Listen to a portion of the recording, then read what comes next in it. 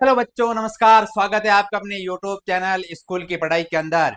हम आज बात करने वाले हैं जो हमारा पाठ है अम्ल क्षार और लवण। उस अम्ल क्षारक और लवण के बारे में बात करने वाले हैं। यानी हमारे पाठ का नाम है अम्ल क्षार और लवण, और इसके अंदर अम्ल क्षार और सूचक की रासायनिक गुणों और अभिक्रियाओं के बारे में हम विस्तृत अध्ययन करेंगे। तो चलिए शुरू करते हैं आज की क्लास। सबसे पहले पहले बात आती है अम्ल क्या होता है। जो मैंने आपको पिछले वीडियो में बताया था कि जो जलीय विलयन के अंदर H प्लस आयन दे तथा जो H प्लस आयन दे या H3O प्लस आयन दे, यानी हाइड्रोजन आयन या हाइड्रोनियम आयन दे, उसे कहते हैं अम्ल। दूसरा क्षार का बताया था कि क्षार क्या होता है कि जो जलीय विलयन के अंदर OH माइनस आयन दे, उसे कहते हैं क्षार। अब पढ़ते हैं सूचक क्या होता है। अब सूचक की बात आई तो वे पदार्थ जो किसी विलयन के अंदर अम्लता और क्षारीयता की जानकारी देते हैं। कि सूचक वे पदार्थ होते हैं कि किसी जलीय विलयन के अंदर यदि ऐसा रखा है और यदि मैंने किसी इसके अंदर कुछ डाला है तो वह अम्ल है या क्षार है, इसकी जानकारी कौन देता है? सूचक देता है। कौन देता है? सूचक। इसके बाद है कि वे पदार्थ जो विलयन के आने में संपर्क आने पर अपना रंग और गंध बदलकर हमके उसके प्रकृति के बारे में बताते हैं। सूचक एक तो सीधा ही दे देता है कि अम्ल है या क्षार है, वो पता करता है, और उसके बाद बताया कि उसके अंदर किस तरह परिवर्तन करेगा। या तो उसके रंग में परिवर्तन करेगा या उसकी गंध के अंदर परिवर्तन होगा। वो क्या कहलाएगा? सूचक कहलाएगा। क्या कहलाएगा? सूचक। तो देखते हैं आगे हमारा क्या है कि सूचक होते कितने प्रकार के हैं, किस प्रकार के होते हैं, कि वो अम्ल और क्षारक की जानकारी हमें किस प्रकार देते हैं, वो बताएंगे। तो सबसे पहले ही पहले है प्राकृतिक सूचक। क्या है? प्राकृतिक सूचक। दूसरा अपना है कृत्रिम सूचक। पहला कौन सा? प्राकृतिक सूचक। यानी क्या कौन से प्राकृतिक सूचक कहलाते हैं? प्रकृति में पाए जाने वाले पौधों से प्राप्त होते हैं, यानी जो प्रकृति के अंदर पाए जाएंगे, जिसमें मानव का किसी प्रकार का कोई इंटरफेयर नहीं होगा, वो क्या कहलाएगा? प्राकृतिक सूचक कहलाएगा। क्या कहलाएगा? प्राकृतिक सूचक। कौन कौन सा? जैसे पहले पहले लिटमस, दूसरा हल्दी, तीसरा लाल पत्ता गोभी, ये होते हैं प्राकृतिक सूचक। आपको इस बात का जरूर याद रखना है, ये प्रश्न बोर्ड की परीक्षा के अंदर पूछा जाता है।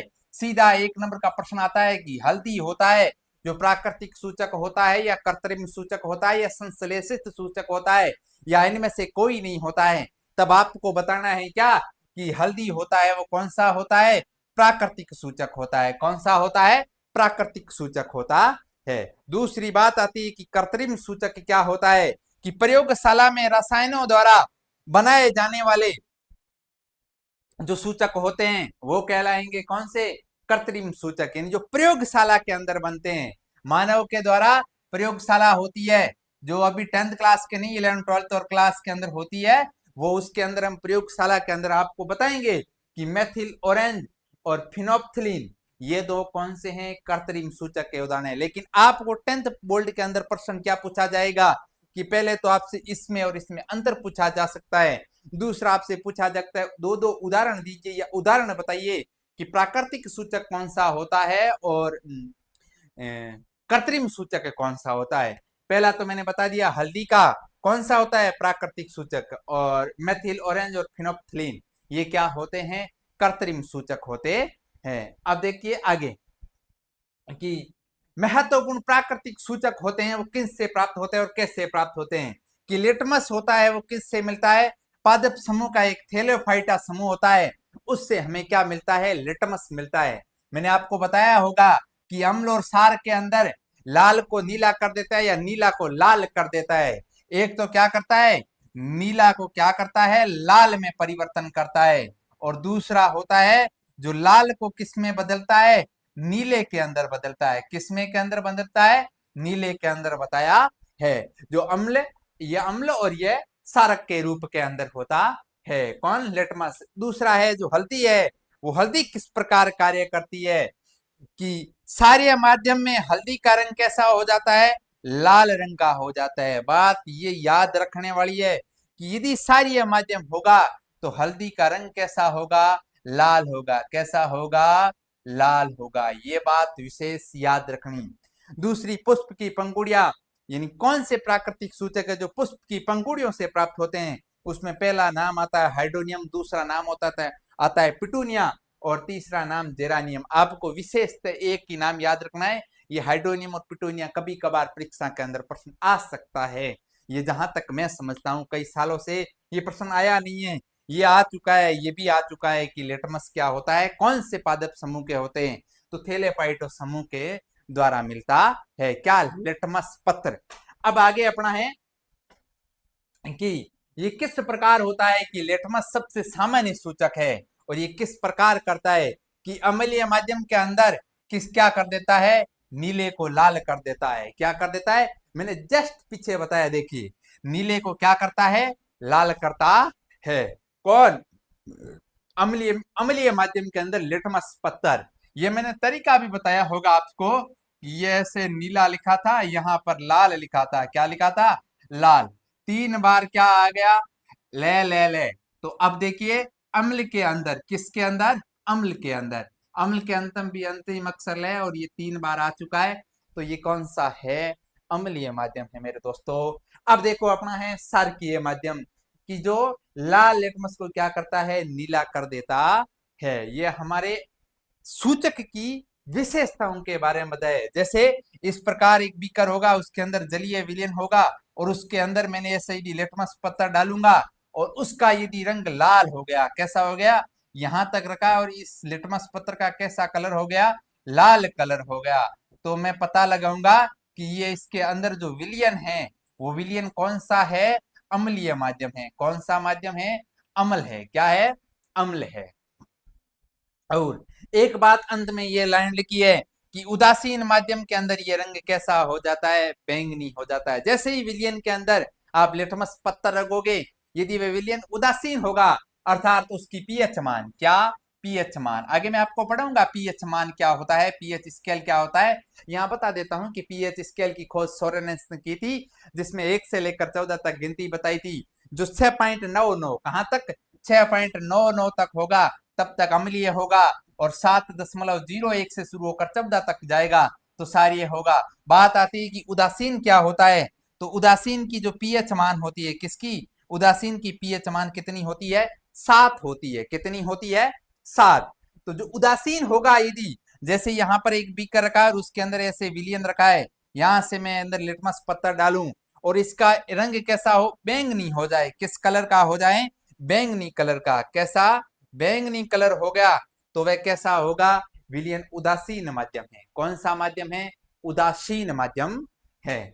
अब देखिए अपना आगे कि एक सार्वत्रिक सूचक होता है। क्या होता है, सार्वत्रिक, यानी विभिन्न प्राकृतिक सूचकों का मिश्रण है जो किसी विलयन के अंदर हाइड्रोजन आयन यानी H+ आयन, क्या, H+ आयन की सांद्रता के आधार पर विभिन्न रंग प्रदर्शित करता है। यह विलयन का पीएच मान मापने में सहायक होता है।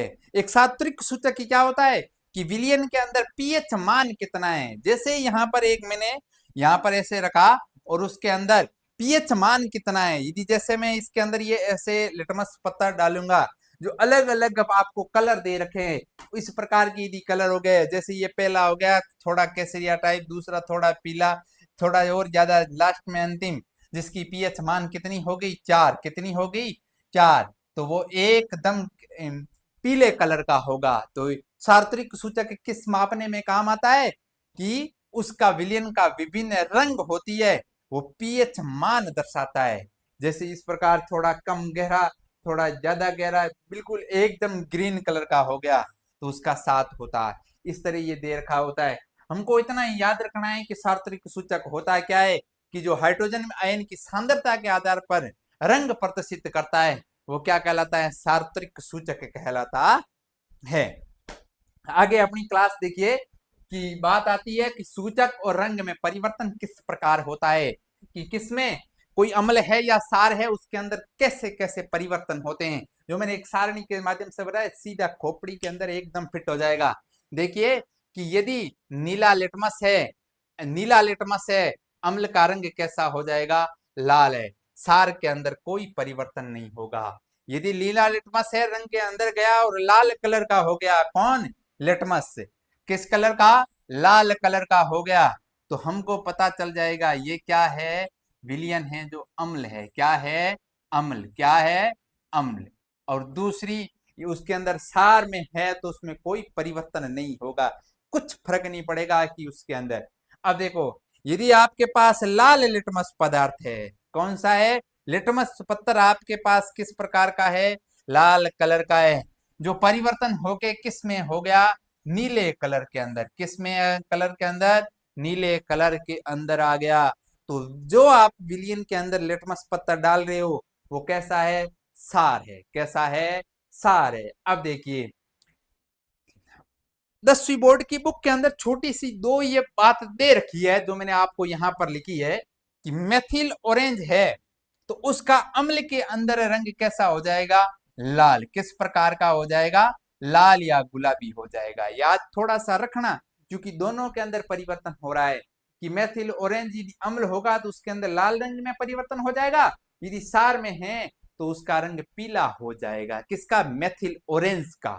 अब एक और दे रखा है फिनोप्थिलीन, जो यदि अम्ल के अंदर है तो उसका रंग किसी प्रकार का होगा ही नहीं, रंग आएगा ही नहीं, जैसा है वैसा का वैसा पड़ा रहेगा। लेकिन यदि सार में जाएगा तो किस कलर का हो जाएगा? गुलाबी कलर का। किस कलर का? गुलाबी कलर का हो जाएगा। ये आपको मैंने पहले ही बता दिया है कि अम्ल है तो नीले को लाल में बदलता है और सार है तो लाल को नीले के अंदर बदलता है। और ये दो आपको नई चीज है, कौन सी? मेथिल ऑरेंज और फिनोप्थिलीन। इसको आपको विशेष कर आपको क्या याद रखना है? ये जो अभी मैंने आपको दो दिखाई दिए बताए हैं, मेथिल ऑरेंज और फिनोप्थिलीन, ये आपको दो विशेष तो याद रखने हैं। कौन से? ये वाले, कि जो यदि मेथिल ऑरेंज है तो अम्ल के अंदर है तो किस कलर का आएगा? लाल कलर का। और सार के अंदर है तो किस कलर का आएगा? पीला कलर का। और फिनोप्थिलीन है तो सार के अंदर में तो गुलाबी रंग देगा, लेकिन अम्ल के अंदर किसी प्रकार का कोई रंग नहीं देगा। ये दो याद रखने वाली बात है।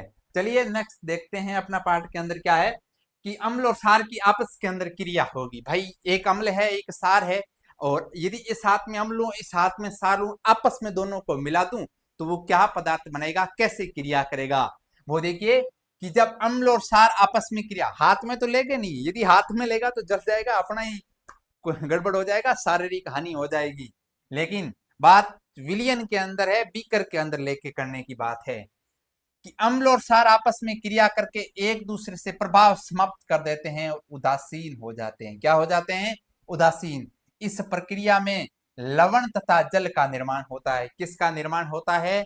लवण और जल का निर्माण होता है। और आपको बोर्ड परीक्षा के अंदर प्रश्न पूछा जाएगा कि उदासीनीकरण अभिक्रिया किसे कहते हैं? क्या नाम मैंने बताया आपको? उदासीनीकरण। क्या? ये याद नाम रखना, उदासीनीकरण। उदासीनीकरण अभिक्रिया क्या होती है? उदासीनीकरण अभिक्रिया क्या होती है? जब अम्ल और सार आपस में क्रिया करके लवण और जल बनाते हैं, क्या कहलाएगा? उदासीनीकरण अभिक्रिया कहलाएगा। मैंने लिखाया है यहां पर HCl क्या है? अम्ल है। और NaOH क्या है? सार है। ये क्या है? अम्ल। क्या है? अम्ल। और ये क्या है? सार है। आपस के अंदर अंदर क्रिया करेगा। ये आपको पता ही होगा कौन सा है। NaCl जो हम खाने के अंदर काम में लेते हैं, ये लवण है। क्या है? लवण। आप यदि 10th बोर्ड का हो तो देख ही रहोगे H2O किसका अणुसूत्र है? आप ही बताओगे, मैं नहीं बताऊंगा, मैं बता ही देता हूं। चलो, ये किसका है? जल का। किसका है? जल का। देखो, अम्ल और सार आपस में क्रिया करेगी, क्या बनेगा? लवण और जल। क्या बनेगा? लवण और जल का निर्माण हुआ है। ये आपस में अभिक्रिया करते हैं। इस अभिक्रिया को कहते हैं उदासीनीकरण अभिक्रिया। क्या कहते हैं? उदासीनीकरण अभिक्रिया।